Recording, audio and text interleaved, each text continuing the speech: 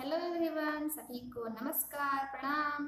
आज हम चर्चा करेंगे मोटापा और तनाव के बारे में। मोटापा और तनाव का हम प्राकृतिक चिकित्सा में कैसे क्योर कर सकते हैं, इसके बारे में हम चर्चा करेंगे। तो सबसे पहले मोटापा क्या होता है?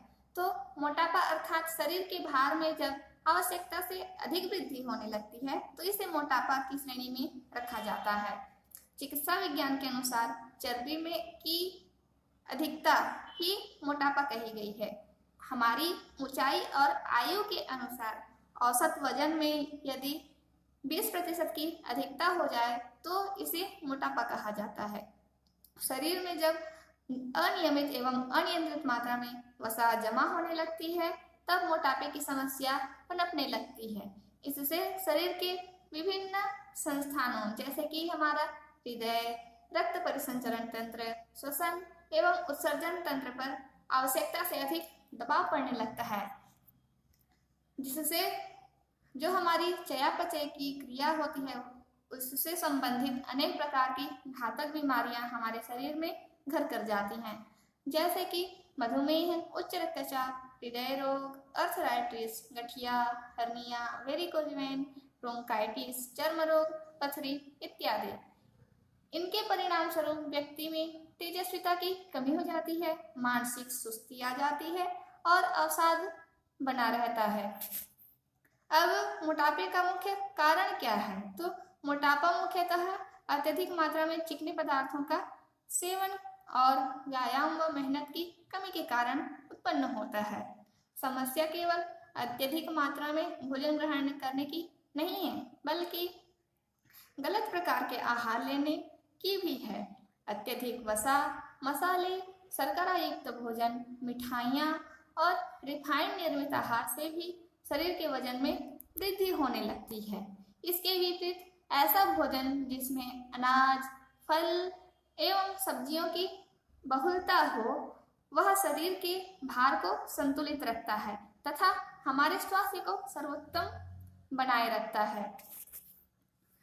कुछ लोगों में मोटापे का कारण पैतृक या आनुवंशिक भी होते हैं और मोटापे का भौगोलिक कारण भी हो सकता है, जैसे कि जलवायु, वातावरण, ग्राम्य अथवा नगरीय जीवन के प्रभावों का भी महत्वपूर्ण स्थान निभाता है ओबेसिटी को बढ़ाने में। परंपरा, आदत तथा भौतिक सुख सुविधा पर निर्भर जीवन भी हमारे मोटापे में वृद्धि करती है। इसके अलावा भूख पर नियंत्रण करने वाले मस्तिष्क केंद्रों में व्यतिक्रम और ग्रंथियों में असंतुलन से भी मोटापा बढ़ता है। मनोवैज्ञानिकों के अनुसार तनाव भी मोटापा का मुख्य कारण होता है। मानसिक तनाव की वजह से न्यूरो एंडोक्राइन सिस्टम असंतुलित हो जाता है, जिससे जो हमारी चयापचय की क्रिया होती है वह अनियंत्रित हो जाती है, जिससे हमारे शरीर में मोटापा बढ़ने लगती है। इसके परिणाम स्वरूप चर्बी कम होने की अपेक्षा हमारे शरीर में बढ़ने लगती है। इसके अलावा व्यक्ति अकेलेपन की भावना को दूर करने के लिए भोजन के प्रति अपनी इच्छा को बढ़ाने लगता है, तीव्र करने लगता है। मानसिक चैन तथा अकेलेपन की गहरी रिक्तता को पूरा करने के लिए वह अधिक आहार ग्रहण करने लगता है। इस आहार से वह अपने कमियों की पूर्ति करना चाहता है। ये सब मोटापे में वृद्धि करती हैं। थायराइड, एड्रिनल, एस्ट्रोजन एवं प्रजनन संबंधी ग्रंथियों के प्रारंभिक असंतुलन के कारण भी लोग मोटापे के शिकार होते देखे गए हैं। अब मोटापा हमारे शरीर में कैसे परिलक्षित होता है, कैसे दिखाई देता है? तो मोटापे के रोगी को पेट में भारीपन महसूस होता है। धीरे धीरे शरीर में चर्बी की परतें बनने लगती है। शरीर को ओबेसिटी के कारण रोगी को चलने का मन ही नहीं करता। प्यास अधिक लगती है। थोड़ी सी मेहनत में ही श्वास फूलने लगता है। पसीना अधिक आता है। श्वास लेने में परेशानी होती है। अंगों व जोड़ों में दर्द होता है। शरीर में सूजन भी आ जाता है। शरीर की स्फूर्ति समाप्त हो जाती है। धीरे धीरे शरीर रोगों जैसे कि उच्च रक्तचाप, मधुमेह, हृदय रोग, अर्थराइटिस, कब्ज आदि का घर बनते जाता है। तो हम इस मोटापे को प्राकृतिक चिकित्सा के द्वारा कैसे क्योर करेंगे? तो सबसे पहले हमें आवश्यकता है कि हम अपने आहार पर नियंत्रण करें एवं नित्य प्रति ऊषा पान की आदत करें। अधिक से अधिक हमें रसाहार भोजन का सेवन करना चाहिए। अगला है मिट्टी चिकित्सा। तो सर्वप्रथम कब्ज न होने दें। कब्ज होने पर अच्छे से जब हम खाते हैं खाना तो वह अच्छे से डाइजेस्ट नहीं हो पाता, जिससे ओबेसिटी के लक्षण परिलक्षित होते हैं। तो सर्वप्रथम कब्ज न होने देने के लिए प्रतिदिन पेड़ों पर 15 से 20 मिनट की मिट्टी की पट्टी लगानी चाहिए हमें। अब हम जल चिकित्सा कैसे कर सकते हैं? तो कटी स्नान एवं एनिमा हम ले सकते हैं।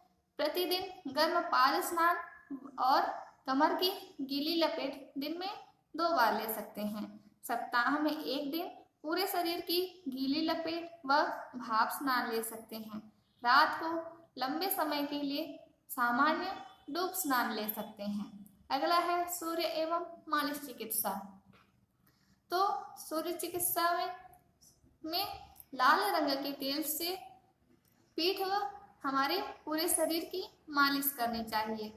प्रतिदिन या सप्ताह में 2 दिन भाप स्नान ले सकते हैं हम, और प्रतिदिन प्रातःकाल धूप का सेवन करना चाहिए और तनाव और कब्ज को नहीं होने देना चाहिए।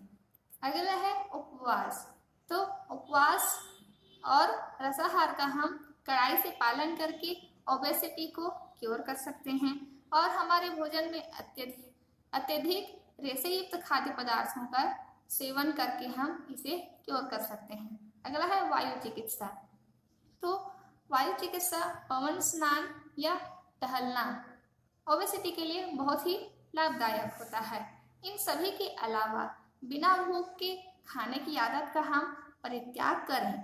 पानी को अधिक से अधिक मात्रा में पिएं, बाहर के भोजन को खाने से बचें तथा घर के सात्विक भोजन को खाने की आदत बनाएं। इससे हम ओबेसिटी को क्योर कर सकते हैं। तो अगला है तनाव। तनाव को हम कैसे प्राकृतिक चिकित्सा के द्वारा क्योर कर सकते हैं? तो तनाव क्या है? तनाव आधुनिक युग में एक अभिशाप का रूप लेती जा रही है और यह हमारे जीवन पद्धति का एक अभिन्न अंग बनता जा रहा है। इसकी प्रकृति जहर के समान होती है, जो कि यह दीमक की तरह हम अंदर से शरीर और मन को खोखला करता रहता है। तनाव के कारण और प्रकार अनेक हो सकते हैं, किंतु इसका मुख्य कारण है परमात्मा पर अविश्वास तथा मन स्थिति और परिस्थिति के बीच सामंजस्य का न होना। इसका शरीर और मन पर इतना दबाव पड़ता है कि हार्मोन्स और जैव रसायनों का संतुलन हमारे शरीर में बिगड़ जाता है। संतुलन बिगड़ने के परिणाम स्वरूप शारीरिक स्वास्थ्य एवं मानसिक सुख संतुलन का क्रमशः क्षरण होने लगता है और जीवन तरह तरह के मनोकायिक रोगों एवं मनोरोगों से ग्रसित होकर नरकीय यंत्रणा एवं संताप से भरने लगता है। एनसाइक्लोपीडिया ऑफ अमेरिकाना के अनुसार सर्वप्रथम हेम्स शैली ने स्ट्रेस अर्थात तनाव शब्द का प्रयोग किया। शैली के अनुसार तनाव मन स्थिति और परिस्थिति के असंतुलन से उठा एक आवेग है। इसकी दाहक क्षमता अप्रत्यक्ष और बहुत ही खतरनाक होती है। अमेरिकी मनोचिकित्सक थॉमस एच होल्म्स और रिचर्ड राडे के अनुसार व्यक्तिगत जीवन की अव्यवस्था तथा विसंगतियों के कारण 53% गंभीर तनाव उत्पन्न होता है। तलाक से 63%, मित्र या संबंधित परिजन की मौत से 36%, बेरोजगारी से 56% तनाव उत्पन्न होता है। यह समस्या पश्चिम के विकसित देशों में और भी अधिक गंभीर देखी गई है। पश्चिमी देशों में 55% से 80% तक लोग तनावजन्य रोगों से पीड़ित हैं और यह विषम स्थिति महामारी का रूप लेने जा रही है। अब तनाव की अवस्थाएं, तो तनाव की अवस्थाएं कौन कौन सी हैं? तो कर्ट सीन नामक मनोवैज्ञानिक ने बताया है कि सेरिब्रल कॉर्टेक्स के जो हमारे मस्तिष्क में स्थित होती है, सेरिब्रल कॉर्टेक्स में 3 तरह के मस्तिष्क खंडों का वर्णन किया है। एक पहला है मेंटल ब्रेन, दूसरा है सोमेटिक ब्रेन, तीसरा है विस्ट्रल ब्रेन। तो सोमेटिक ब्रेन मांसपेशियों तथा विस्ट्रल ब्रेन ऑटोनोमिक नर्वस सिस्टम को नियंत्रित करता है और मेंटल ब्रेन फ्रंटल लोब से परिचालित होकर समस्त विचार व चेतना तंत्र को नियमित व संचालित करता है। सामान्यतया इन तीनों मस्तिष्क खंडों का आपस में अच्छा अंतर संबंध होता है। तनाव इन तीनों के बीच असंतुलन पैदा करता है और यही से मनोकायिक रोगों की शुरुआत हो जाती है। तो इस संदर्भ में तनाव को 4 अवस्थाओं में बताया गया है। पहला है साइकिक फेज, दूसरा है साइकोसोमेटिक फेज, तीसरा है सोमेटिक फेज, चौथा है ऑर्गेनिक फेज। तो साइकिक फेज क्या होता है, इसमें कौन सी स्थिति होती है? तो साइकिक फेज में व्यक्ति मानसिक रूप से परेशान रहता है तथा इस दौरान जो हमारी केंद्रीय तंत्रिका तंत्र है वह अधिक क्रियाशील हो जाती है। रक्त में एसिटाइलकोलाइन नामक रक्त में जो एक केमिकल होती है एसिटाइलकोलाइन, उसकी मात्रा बढ़ जाती है। यह रसायन सभी स्तनधारी जीवों में मस्तिष्क में पाया जाता है। मस्तिष्कीय क्रियाकलापों के आधार पर इस रसायन में कमी या बढ़ोतरी, उतार चढ़ाव आता रहता है। तनाव सर्वप्रथम मस्तिष्क पर दबाव डालता है और एसिटाइलकोलाइन का स्राव हमारे मस्तिष्क में बढ़ जाता है।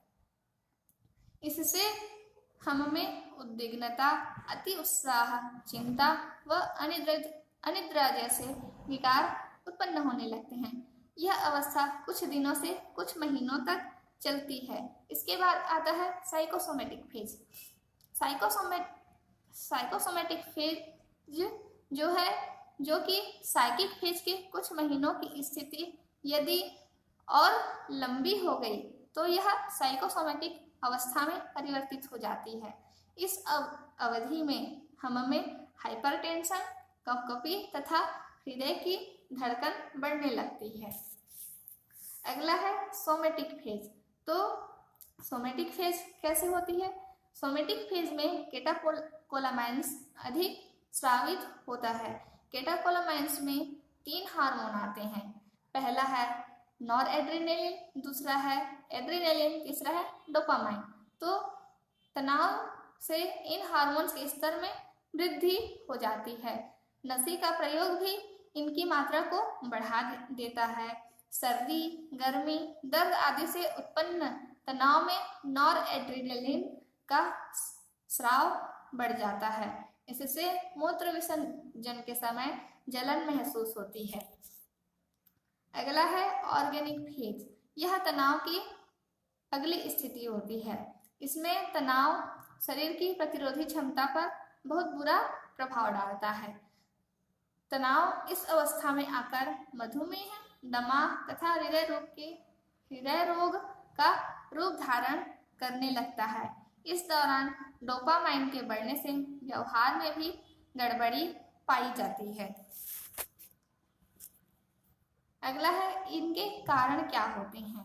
तो तनाव के स्रोतों कारण को 5 वर्गों में विभाजित किया गया है।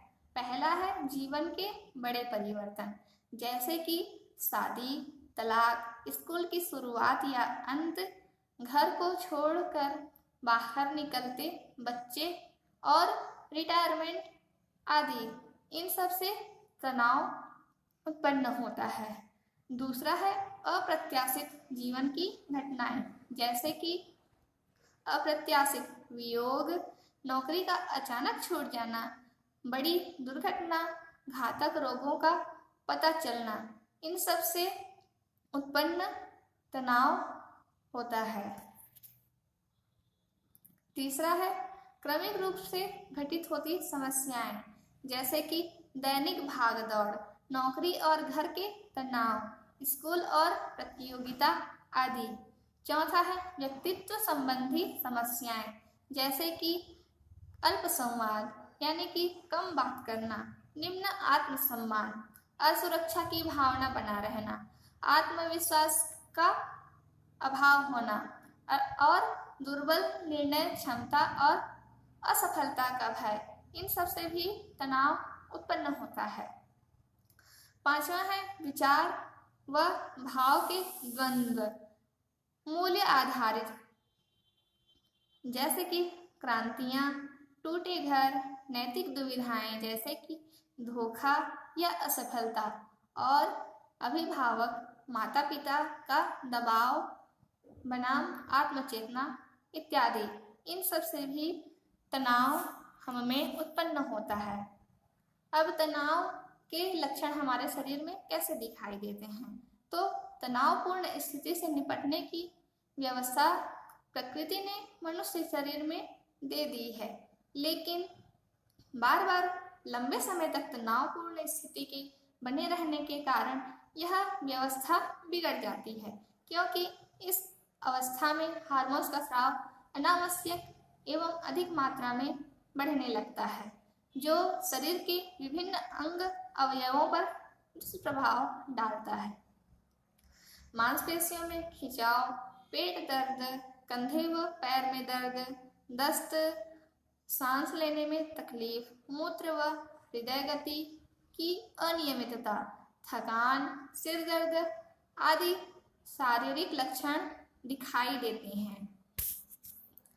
इनके अलावा और भी कुछ लक्षण दिखाई देते हैं, जैसे कि अधिक गंभीर होने पर इसके दुष्परिणाम आंत में फोड़े, पेप्टिक अल्सर के रूप में हृदय रोग, उच्च रक्तचाप, गठिया, अनिद्रा, कोलाइटिस, कब्ज, एलर्जी, नर्वस सिस्टम की दुर्बलता, चिड़चिड़ापन, एकाग्रता में कमी जैसे रोगों के रूप में परिलक्षित होती है। अत्यधिक तनाव तो शरीर व मन को तोड़ मरोड़ कर रख देती है और असामयिक मृत्यु की ओर ले जाती है। आज मधुमेह, कैंसर, एड्स जैसे रोगों का भी कारण तनाव को बताया जा रहा है। अगला है हम तनाव को प्राकृतिक चिकित्सा से कैसे क्योर कर सकते हैं। तो सर्वप्रथम हमें आहार पर नियंत्रण करने की आवश्यकता है और उषापान की आदत डालनी चाहिए। मिट्टी चिकित्सा, सर्वप्रथम कब्ज न होने दें। यदि कब्ज बना रहता है तो इससे मानसिक तनाव बढ़ता रहता है, तो कब्ज न होने देने के लिए प्रतिदिन पेड़ों की पट्टी 15 से 20 मिनट तक की लेनी चाहिए। अगला है जल चिकित्सा, कटी स्नान एवं एनिमा लेना चाहिए, जिससे कटी स्नान से वहाँ के जो नर्वस होते हैं वो रिलैक्स होते हैं और एनिमा लेने से कब्ज दूर होता है। तो कटी स्नान एवं एनिमा लेना चाहिए। प्रतिदिन गर्म पाद स्नान लेना चाहिए और कमर की गीली लपेट दिन में 2 बार लेनी चाहिए। सप्ताह में एक दिन पूरे शरीर की गीली लपेट व भाप स्नान लें। रात को लंबे समय के लिए सामान्य डूब स्नान लेना चाहिए। इससे जो है हमारे शरीर के नर्वस सिस्टम जो है वह रिलैक्स होगी और